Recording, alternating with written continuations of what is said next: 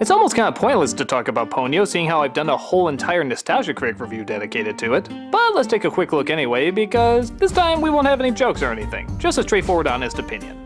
The film is very loosely based on The Little Mermaid, and when I say very loosely, I mean there's practically no reason to connect it to The Little Mermaid. It's a female half-human, half-fish that comes out of the water, befriends a male, and that's about it.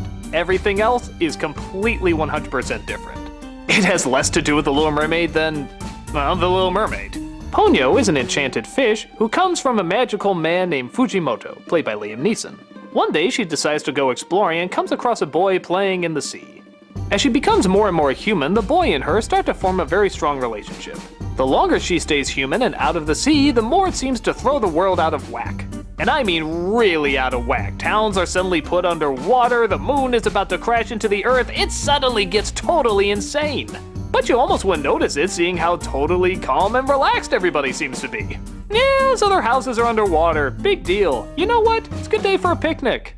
Let's row our boats, go fishing, just totally have fun on this otherwise beautiful day. Yeah, it's that kind of movie. Can Ponyo get back in time in order to set everything right? Well, again, being that kind of movie, you can probably guess what the outcome's gonna be. Weird. And that's definitely a word to describe this movie. Weird.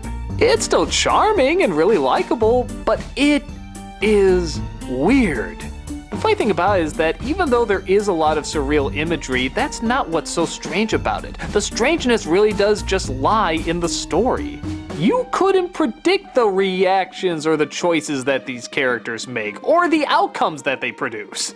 On the one hand, it's just so strange to get a grasp on. I mean, it seems like this is a tiny little story about a girl befriending a boy and all sorts of little magic. But then you hear talks about the moon is gonna destroy the world, and it's like, where did this come from? But on the other hand, that's also what's kind of charmingly strange about it. It's basically in its own strange setup where even if the world seems to be underwater, it's kind of okay. Something about that optimism is very bizarrely likable. Unexplainable to say the least, but still likable. And I think a lot of that just comes from its simplicity. All this chaos is constantly going around these characters, and yet the biggest concern for our main lead is to get ham. Yeah, she discovers what ham is and is totally obsessed with it. How can you not like a film so weird?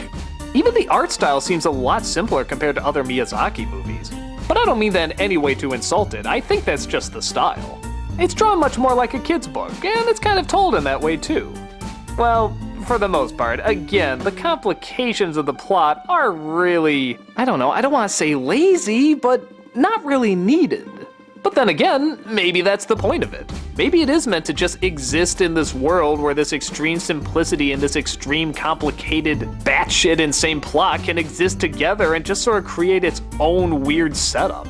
I don't know if that necessarily makes a classic, but it definitely makes an interesting experience. And at the heart of it is still some likable characters, some enjoyable animation, and a whole lot of charm. I really like watching this kid and just how ambitious and excited she is. The tiniest things just get her going nuts, and yeah, her happiness is kind of contagious. So does the film make a lot of sense? No. But is it meant to? Probably not. The two words I constantly hear from people in describing it is weird, but cute. And I think that's sort of the reaction I get out of it too. It's crazy, but it's adorable. It's all over the place, but it's a lot of fun too. I definitely wouldn't put it up there with Kiki or Spirited Away, but it's definitely a movie that's likable enough to put on a few times. Take a look and experience the madness for yourself.